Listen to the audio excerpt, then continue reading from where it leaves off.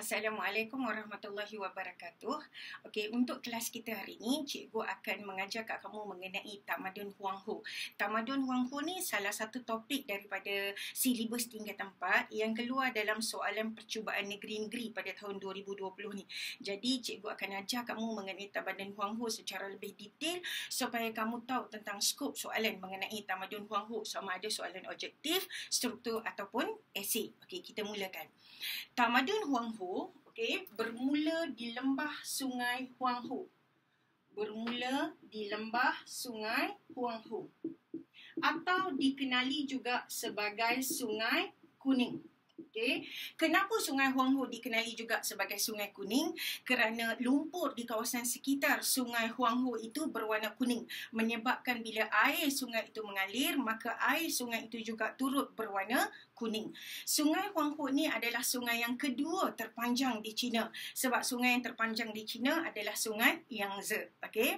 Di lembah Sungai Huang Ho ini, bagaimana para sejarawan menjumpai wujudnya pertempatan kekal, menjumpai bahawa wujudnya kehidupan manusia yang telah mencapai tahap tamadun, kerana kawasan ini dianggap terpencil. Kawasan ini bergunung ganang, terpencil dan agak kering. Dikatakan bukti yang menunjukkan bahawa para pengkaji menjumpai kawasan ini dikatakan kawasan yang bertamadun dan telah ada pertempatan manusia apabila para sejarawan menjumpai tengkorak Homo sapien. Tengkorak Homo sapien, atau dikenali juga sebagai Peking Man. Peking Man. So, dekat sini ada dua perkara yang selalu jadi skop soalan objektif. Pertama, kamu kena tahu di manakah lokasi Tamadun Huang Ho. Di lembah Sungai Huang Ho atau Sungai Kuning. Ni isi pertama atau soalan objektif selalu tanya. Kemudian, apakah bukti yang menunjukkan bahawa wujudnya Tamadun Huang Ho ini apabila terjumpanya tengkorak Homo sapien atau dikenali sebagai Peking Man. Ini skop soalan objektif yang kedua. Kemudian dikatakan mengenai sejarah pembentukan Tamadun Huang Ho ini, dikatakan dalam Tamadun Huang Ho ini telah wujud 3 dinasti kerajaan, 3 dinasti pemerintahan raja-raja yang diperintah oleh dinasti Xia, dinasti Shang dan dinasti Zhao. Dinasti Xia tidak dapat dibuktikan kewujudannya kerana tidak dijumpai bukti arkeologi, tetapi dikatakan sebelum bermulanya dinasti Shang telah ada dinasti Xia. Kemudian dinasti Xia digantikan dengan sistem pemerintahan dinasti Shang dan dinasti Shang digantikan dengan pemerintahan oleh dinasti Zhao. Kenapa dinasti Shang berakhir? Kerana dikatakan wujudnya pemberontakan oleh golongan buruh kerana rasa tidak puas hati atas penindasan yang dibuat oleh Raja-Raja Shang, maka sistem pemerintahan Shang berakhir digantikan dengan dinasti Zhao. So kalau ditanya, nyatakan 3 dinasti yang wujud dalam kerajaan atau Tamadun Huang Ho. Yang mentadbir Huang Ho ada 3. Dinasti Xia, kemudian diikuti oleh dinasti Shang dan diikuti oleh dinasti Zhao. Di kawasan lembah Sungai Huang Ho yang subur ini, maka wujudlah pertempatan kekal. Di mana kawasan wujudnya pertempatan kekal di lembah Sungai Huang Ho ini? Di tapak Banpo.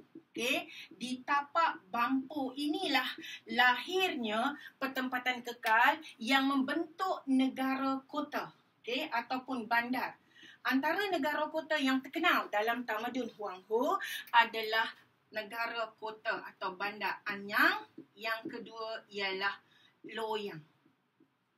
Nampak tak cikgu bagi kat kamu skop soalan kalau ditanya, nyatakan 3 dinasti kerajaan yang mentadbir Tamadun Huang Ho, maka kamu boleh sebutkan dinasti Xia, dinasti Shang dan dinasti Zhao. apabila kawasan lembah sungai Huanghe yang subur ini, maka wujudlah pertempatan kekal atau kawasan ini mula didiami oleh masyarakat, oleh manusia untuk melakukan kelangsungan hidup. Maka dia kata wujudlah tapak pertempatan kekal itu yang dikenali sebagai tapak Banpo. Ni tapak Banpo dan di tapak Banpo ini wujudnya pertempatan kekal atau wujudnya negara kota yang berkembang, membentuk kawasan tamadun yang hebat bagi masyarakat Huanghe, iaitu negara kota Anyang dan Loyang. Hati-hati, Anyang dan Loyang ni selalu keluar soalan. Senaraikan negara kota atau senaraikan bandar yang wujud dalam tamadun Huanghe. Okey. Sekarang cikgu nak cerita tentang ciri-ciri tamadun. Sebab ciri tamadun macam kamu tahu, ciri tamadun ada 6. Adakah Huanghe ini memenuhi 6 ciri ini? Dan di mana skop soalan esei kalau bercakap tentang ciri? Okey, kamu dengar satu-satu. Okey, ciri yang pertama tamadun adalah pertempatan kekal. Adakah benar di Huanghe ini wujud pertempatan kekal? Of course, sebab wujudnya negara kota. Macam cikgu cakap tadi, pertempatan kekal dalam tamadun Huanghe ini dibuktikan dengan wujudnya negara kota iaitu Anyang dan Loyang. Anyang dan Loyang adalah 2 bandar atau 2 negara kota yang wujud dalam tamadun Huanghe. Kadang-kadang soalan akan tanya, apakah yang terdapat di dalam negara kota Anyang? Maksud dia kamu kena fikir apa yang terdapat dalam sesebuah bandar. Okey, antara perkara yang terdapat di negara kota Anyang ini adalah rumah ibadat. Okey, rumah ibadat. Okey, istana, pasar. Okey, dan negara kota Anyang serta Loyang ini dilindungi atau dibina tembok sebagai benteng pertahanan daripada serangan musuh. Okey, senang saja. Maksudnya dalam tamadun awal dunia ni, mereka akan membina tembok untuk mengelilingi kota. Kenapa tembok itu dibina? Biasanya sebagai benteng pertahanan. So, kalau soalan tanya, apakah yang terdapat di dalam negara kota Anyang? Kamu boleh jawab benda yang simple. Rumah ibadat, okey, pasar, istana dan tembok.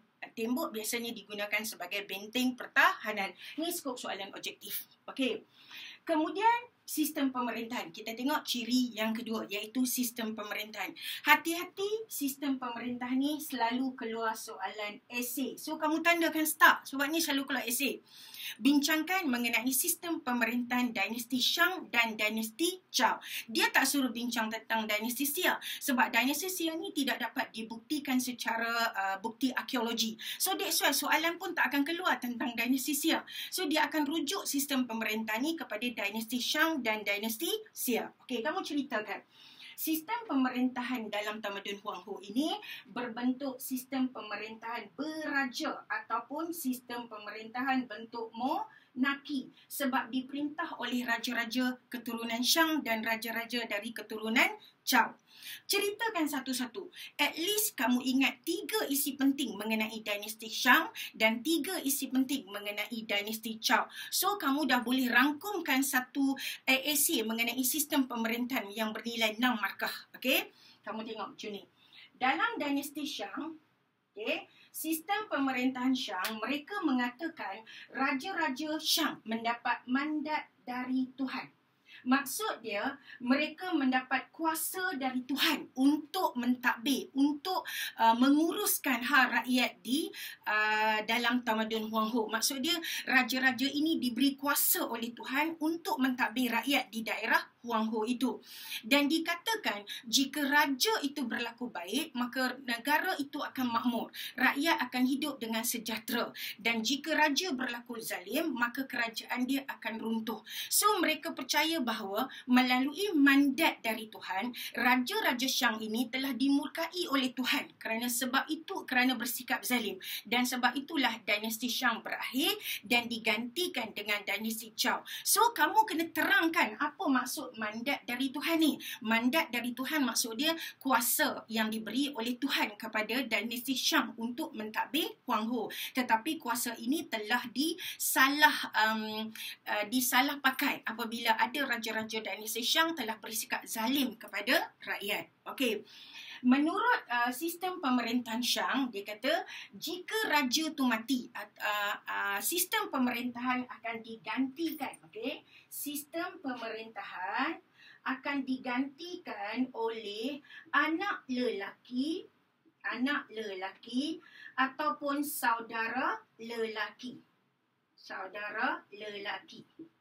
Okey, kemudian dalam dinasti Shang juga mereka percaya bahawa raja-raja dinasti Shang ni tidak perlu mendapat pengesahan politik daripada rakyat. Okey, tidak perlu. Maksud dia rakyat tidak perlu nak mengesahkan tentang kedudukan raja-raja Shang kerana mereka ini, kenapa mereka tidak perlu mendapat pengesahan daripada rakyat? Okey, dari rakyat kerana mereka percaya mereka adalah pemerintah keturunan agama. Okey, pemerintah keturunan agama yang telah dipilih oleh Tuhan untuk mentadbir. So ini adalah skop soalan hati-hati kalau soalan objektif. Kalau dia tanya, mengapakah raja-raja dinasti Shang tidak perlu mendapat pengesahan daripada rakyatnya kerana mereka adalah pemerintah keturunan agama. Okey, kemudian dinasti Shang ini akan dibantu oleh golongan bangsawan. Dibantu oleh golongan bangsawan.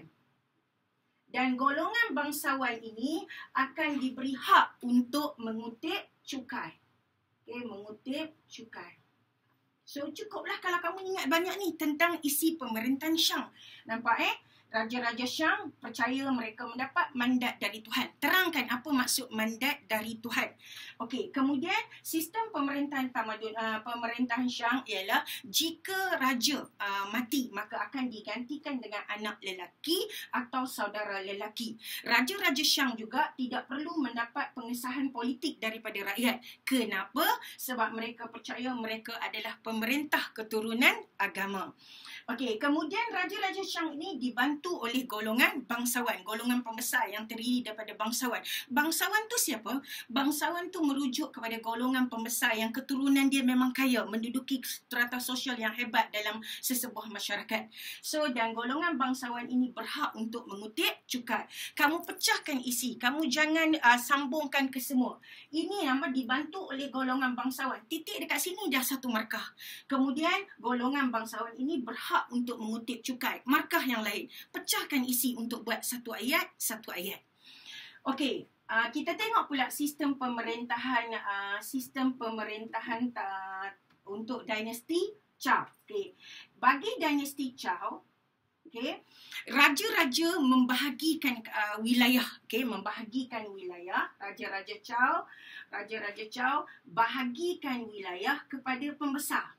Okey, dia bagikan wilayah pentadbiran kepada pembesar. Kemudian setiap pembesar akan diberi hadiah. Raja-Raja Chow ni akan memberi hadiah kepada pembesar. Apakah bentuk hadiah yang diberi kepada pembesar ni? Hadiah yang diberi kepada pembesar contohnya ialah hamba. Okey, kereta kuda dan senjata.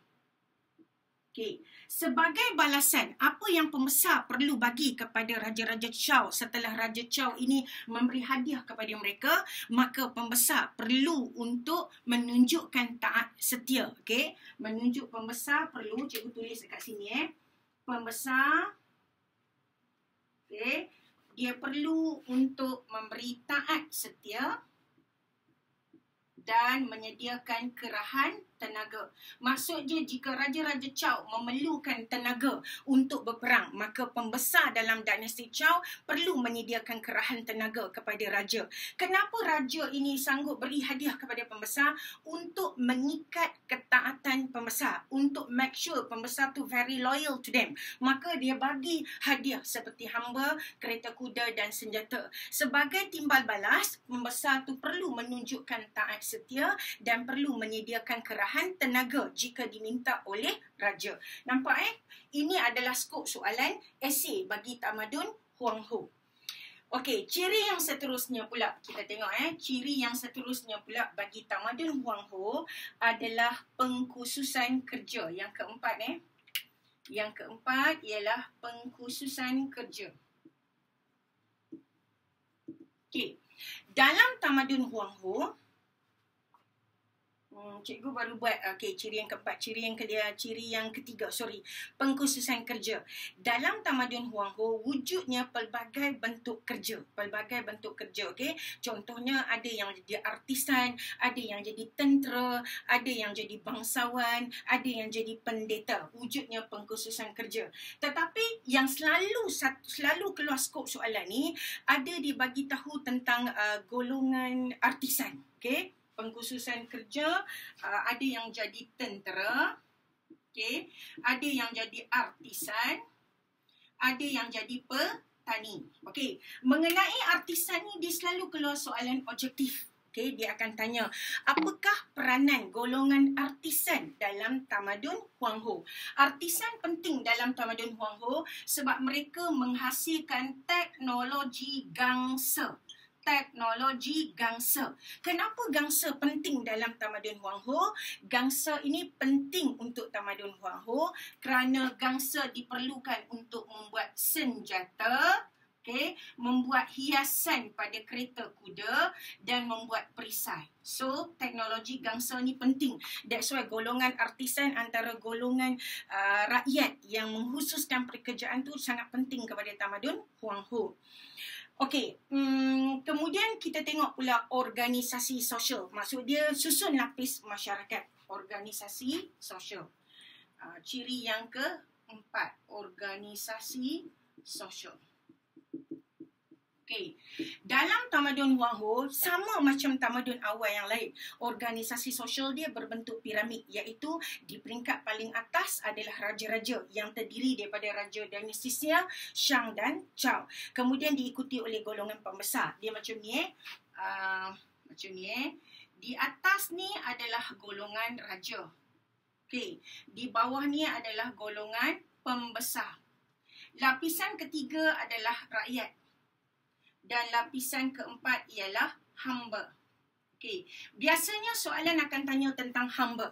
Apakah peranan hamba dalam tamadun Huang Ho? Tamadun hamba ini, hamba berperanan sebagai tentera paksaan. Okey, hamba berperanan sebagai tentera paksaan. Hamba juga berperanan sebagai korban dalam upacara pemujaan roh nenek moyang. Hati-hati ni selalu dia keluar. Hamba sebagai korban dalam upacara penyembahan roh nenek moyang. Upacara penyembahan. So kalau dia kata berikan dua peranan hamba dalam tamadun Huang Ho. Hamba ialah berperanan sebagai tentera paksaan. Hamba juga sebagai korban upacara pemujaan roh nenek moyang. Hamba juga berperanan sebagai melakukan kerja-kerja perburuhan. So kalau dia tanya peranan hamba, sebab dia pernah keluar. That's why cikgu terangkan. Okey, ciri yang seterusnya bagi tamadun Huang Ho adalah sistem agama dan kepercayaan. Okey, kat mana cikgu nak padam ni agama dan kepercayaan. Okey, cikgu naikkan ke atas ni. Agama dan kepercayaan. Okey, agama dan kepercayaan dia selalu keluar soalan esei. Okey, dia selalu keluar soalan esei mengenai agama dan kepercayaan tamadun Huang Ho. Dalam tamadun Huang Ho, mereka ni sembah banyak Tuhan. Sembah banyak Tuhan dikenali sebagai politisme. Okey, politisme. Dan Tuhan yang disembah itu berunsur alam. Contohnya Tuhan sungai, Tuhan bukit, dan Tuhan yang berunsur alam ni dikenali sebagai animisme. Okey, selain itu, tamadun Huang Ho ini, mereka sembah Tuhan syurga dan Tuhan bumi, iaitu Shangti dan Shangtu. Okey, Tuhan Shangti dan Shangtu. Okey, mereka juga percaya kepada mereka juga percaya kepada ramalan nasib. Okay? Maksud dia dari segi agama dan kepercayaan, selain daripada mereka menyembah macam-macam agama, contohnya mereka sembah Tuhan sungai, Tuhan bukit, Tuhan Shangti, Tuhan Shangtu, mereka juga percaya kepada ramalan nasib. Okay? Percaya kepada ramalan nasib. Okay. Bagaimana mereka percaya kepada ramalan nasib ini? Mereka akan berjumpa dengan bomoh. Okay, mereka akan berjumpa dengan bomoh. Dan bomoh akan menggunakan tulang oracle. Bomoh akan menggunakan tulang oracle. Tulang oracle ni tulang apa? Tulang oracle ni adalah tulang oracle ni adalah tulang kura-kura. Okay, tulang kura-kura. Kemudian bomoh akan bakar tulang ni dan wujudnya retakan. Biasalah bila kita bakar tulang akan wujudnya retakan. Maka retakan itulah yang diramalkan oleh bomoh tersebut tentang apa sakit mereka, apa ramalan mereka. So sebenarnya rekahan pada tulang oracle itulah membentuk sistem tulisan Huang He, iaitu ideogram. Okay, ni mereka percaya kepada ramalan nasib dan mereka akan berjumpa dengan bomoh. Bomoh akan menggunakan tulang oracle. Okay? Tulang ini akan dibakar dan wujudnya rekahan. Hati-hati, tulang oracle selalu keluar soalan objektif. Kalau dia tanya apakah peranan tulang oracle untuk meramal nasib dalam masyarakat Huang He. Okey. Kemudian dari segi sistem tulisan. Okay? Cikgu bagi ciri yang terakhir dari segi tulisan dan bahasa. Masyarakat Huang He ini tulisan dia adalah berbentuk simbol. Ada simbol seperti matahari, bulan, kanak-kanak. Tulisan ini lahir daripada pembakaran tulang oracle, kemudian menghasilkan retakan dan akhirnya tulisan ini dikenali sebagai ideogram. Okey, ideogram. Hati-hati, tulisan Mesopotamia yang dikenali, tulisan Huang He yang dikenali sebagai ideogram adalah skop soalan objektif. Okey. Habislah tentang ciri-ciri tamadun Huang He. Dan perkara seterusnya yang jadi sasaran soalan esei ialah sumbangan tamadun Huang He. Ingat cikgu cakap bila cikgu ceritakan tentang ciri-ciri tamadun Huang He, selalunya skop soalan esei bermula dekat sistem pemerintahan yang diperintah oleh dinasti Shang dan dinasti Zhou. Cikgu dah ceritakan dah. Skop kedua yang selalu keluar esei bagi ciri-ciri tamadun ialah tentang agama dan kepercayaan. Apabila masyarakat Huang He menyembah banyak agama dikenali sebagai politisme dan Tuhan yang mereka sembah itu berunsur alam dikenali sebagai animisme. Antara Tuhan yang mereka sembah contohnya Tuhan sungai, Tuhan bukit, Tuhan gunung. Mereka juga menyembah Shangti dan Shangtu. Mereka juga percaya kepada amalan ramalan nasib, meramalkan nasib sesuatu keadaan. Mereka akan berjumpa dengan bomoh. Bomoh akan menggunakan tulang oracle. Tulang itu dibakar menghasilkan rekahan dan bomoh akan meramalkan nasib berdasarkan rekahan tersebut. Okey, selain daripada tu mereka juga percaya kepada penyembahan roh nenek moyang. Cikgu tambah penyembahan roh nenek moyang. Okay, penyembahan roh nenek moyang. Okay, sebenarnya konsep penyembahan roh nenek moyang tu masih diwarisi oleh masyarakat Cina di negara kita sekarang yang dikenali sebagai perayaan Qingming. Kalau tak salah cikgu, sebab dulu cikgu mengajar dekat satu sekolah Chinese independent, setiap hari tiba hari Qingming tu kita akan cuti sebab mengingati sempena hari penyembahan roh nenek moyang. Okay. Okey, kemudian kita tengok skop soalan yang seterusnya yang cikgu bagi tahu yang kalau dalam soalan esei sistem pemerintahan agama. Okey, agama dan kepercayaan. Kalau organisasi sosial tadi cikgu terangkan tentang peranan hamba biasanya keluar dekat soalan objektif. Peranan artisan selalunya keluar dekat soalan objektif. Kemudian bandar anyang, bandar loyang selalunya keluar soalan objektif dan struktur. Okey, kita tengok skop soalan esei yang seterusnya iaitu sumbangan tamadun Huang He.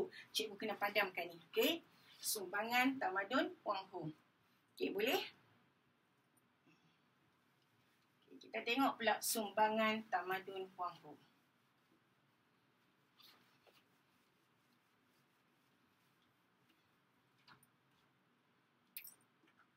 Ini adalah skop soalan esei. Dari segi sumbangan tamadun Huang He, mereka menyumbangkan kepada 3 aspek hidup atau menyumbangkan kepada 3 perkara dalam peradaban manusia. Pertama, mereka menyumbangkan dari segi politik. Okey, dari segi politik. Dari sudut politik, apakah sumbangan terbesar Huang Ho? Sumbangan terbesar Huang Ho adalah sistem pemerintahan bentuk monarki. Sistem pemerintahan bentuk monarki atau sistem pemerintahan beraja yang diasaskan oleh dinasti Xia, dinasti Shang dan dinasti Chow. Ini sumbangan terbesar sebab ada negara di dunia yang masih mengamalkan sistem pemerintahan bentuk monarki seperti yang diamalkan oleh Brunei. Okey, kemudian yang kedua dari segi ekonomi. Okey, sumbangan yang seterusnya dari segi ekonomi. Dalam tamadun Huang Ho, ekonomi dia berasaskan kepada pertanian sebab tamadun Huang Ho bermula di lembah sungai Huang Ho yang subur. Maka ekonomi dia berpaksi atau berpandukan atau lebih terikat kepada pertanian. Okay. Dalam bidang pertanian, tamadun Huang Ho menghasilkan banyak alatan pertanian yang boleh diguna pakai dan diguna pakai oleh manusia zaman sekarang. Antara contoh alatan pertanian yang dibuat oleh Huang Ho, mereka telah menghasilkan cangkul, okay, bajak, sabit. Okay. Mereka juga telah berjaya mencipta sistem terusan. Okay, sistem terusan bagi mengairi air ke kawasan pertanian. Selain itu, dalam bidang pertanian, mereka telah berjaya menukarkan peralatan kayu kepada besi. Menukarkan peralatan kayu kepada besi. Ini sumbangan Huang Ho yang terbesar dalam bidang pertanian. So, jika ditanya tentang soalan kebat, bagaimanakah masyarakat Huang Ho mengeksploitasi unsur alam dalam melakukan kemajuan dalam kehidupan mereka, maka kamu boleh bagi tahu bahawa di kawasan lembah sungai yang Huang Ho yang subur itu, masyarakat Huang Ho sangat kreatif untuk menghasilkan alatan pertanian bagi memajukan bidang pertanian dan mengeksploitasi kesuburan tanah di lembah sungai Huang Ho itu dalam melakukan aktiviti pertanian. Faham Okey, kemudian dari sudut sosial, apakah sumbangan tamadun Huang Ho? Dari sudut sosial ni banyak. Yang pertama, sumbangan dari sudut sosial yang pertama adalah tulisan ideogram.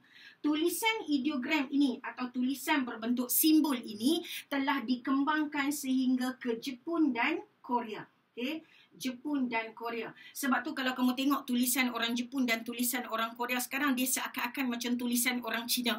Sebab asalnya tulisan ideogram ini telah dikembangkan dan meluas sampai ke Korea dan Jepun. Yang kedua, daripada sudut sosial, mereka menyumbangkan kepada upacara pemujaan roh nenek moyang yang masih dilakukan sehingga hari ini. Pemujaan roh nenek moyang. Cuma dulunya pemujaan roh nenek moyang ini digunakan hadiah seperti dijadikan hamba ni sebagai korban upacara roh nenek moyang. Tetapi sekarang hamba tidak lagi digunakan, digantikan dengan duit kertas. Okey, dulu digunakan hamba, okey, untuk korban. Sekarang tak lagi, digantikan dengan duit kertas. Diganti dengan wang kertas. Okey, sumbangan yang seterusnya daripada sudut sosial ialah tamadun Huang Ho telah menghasilkan falsafah Feng Shui. Okey, falsafah Feng Shui. Yang ketiga dari sudut sosial. Falsafah Feng Shui dan konsep yin dan yang. Feng Shui ni apa dia? Feng Shui ni berkaitan falsafah antara hubungan manusia dengan alam. Contohnya kalau orang Cina kan, dia pandai macam mana nak susun atur perabot dalam rumah dia supaya menepati konsep Feng Shui. Feng Shui bermaksud keseimbangan antara hubungan manusia dengan alam. Okey? Kamu nampak falsafah Feng Shui. Selain daripada itu, dari sudut sosial, tamadun Huang Ho ini juga telah berjaya menghasilkan konsep yin dan yang. Yang keempat, okey, yang keempat, cikgu turunkan sikit, konsep yin dan yang. Yin dan yang. Yin dan yang ini berkaitan unsur ataupun kuasa aktif dan pasif dalam badan manusia. Okey, sumbangan yang seterusnya dalam bidang sosial ialah tamadun Huang Ho telah berjaya menghasilkan kalender. Yang kelima, kalender. Kalender dalam tamadun Huang Ho ini mengandungi 360 hari. Okey, 360 hari. Soalan selalu tanya, apakah peranan kalender dalam tamadun Huang Ho? Hati-hati, ini skop soalan objektif. Apakah peranan kalender dalam tamadun Huang Ho? Kalender digunakan untuk upacara perkahwinan. Okey, digunakan untuk perkahwinan, untuk perburuan, memburu binatang dan untuk pengkebumian. Pengkebumian, nak kebumikan mayat. Pengkebumian. Kalender digunakan untuk urusan pengkebumian, perkahwinan, perburuan dan satu lagi kalender digunakan untuk pertanian. Last kali sumbangan Huang Ho dalam bidang sosial ialah mereka telah berjaya menghasilkan satu falsafah perang yang diguna pakai sehingga sekarang. Siapa yang menghasilkan falsafah perang itu? Sun Tzu, okey, iaitu dia menghasilkan satu karya yang bertajuk The Art of War. Ni hati-hati, ni soalan objektif, okey. Mereka berjaya yang keenam menghasilkan falsafah perang. Falsafah perang, iaitu karya The Art of War. Kamu cari dekat buku atau dekat nota cikgu, yang siapa yang dapat nota cikgu falsafah perang tu karya dia The Art of War. Cikgu tulis dekat sini Okay, The Art of War. Karya ditulis oleh Sun Tzu. Okey, karya The Art of War ini dulu digunakan sebagai selok belok perang dan cara menangani musuh. Tetapi pada zaman moden sekarang, karya ni digunakan dalam urusan perniagaan. Okey, hati-hati, ini skop soalan objektif. Dia akan tanya apakah peranan karya The Art of War ciptaan Sun Tzu. Okey. Bila sampai sumbangan tu, habislah kelas kita untuk tamadun Huang Ho. Cikgu harap kamu faham, dan biasanya kalau soalan kebat tentang tamadun Huang Ho ni, dia akan tanya tentang apakah kepentingan sifat kreatif kepada sifat kreatif dalam jiwa manusia. Sebab masyarakat Huang Ho ni dikaitkan dengan sifat kreatif kerana berjaya menghasilkan alatan pertanian, kerana berjaya membuat karya The Art of War, kerana berjaya menghasilkan sistem tulis, kerana berjaya melakukan teknologi dalam bidang gangsa, maka dia akan tanya soalan kebat berkaitan sifat kreatif itu. Mengapakah sikap kreatif itu penting? Yang kedua, soalan kebat yang famous tentang tamadun Huang Ho ni, dia akan tanya tentang apakah kepentingan bidang pertanian terhadap negara kita. So, kamu jawablah, bidang pertanian penting sebagai menyediakan peluang pekerjaan kepada rakyat. Bidang pertanian penting untuk menjana ekonomi negara. Bidang pertanian juga penting untuk bekalan makanan kepada penduduk di sesebuah negara. Bidang pertanian juga memajukan memajukan bidang sains dan teknologi, terutama dalam kajian benih tentang pengenalan mesin-mesin yang bermutu tinggi dalam bidang pertanian. So, kamu standby soalan kebat tentang kepentingan bidang pertanian, juga mengapa pentingnya atau apakah kepentingan sifat kreatif dalam jiwa manusia. Okey, itu sahaja mengenai Huang Ho. Terima kasih. Okay, jumpa lagi kita pada next video. Assalamualaikum warahmatullahi wabarakatuh dan salam sejahtera.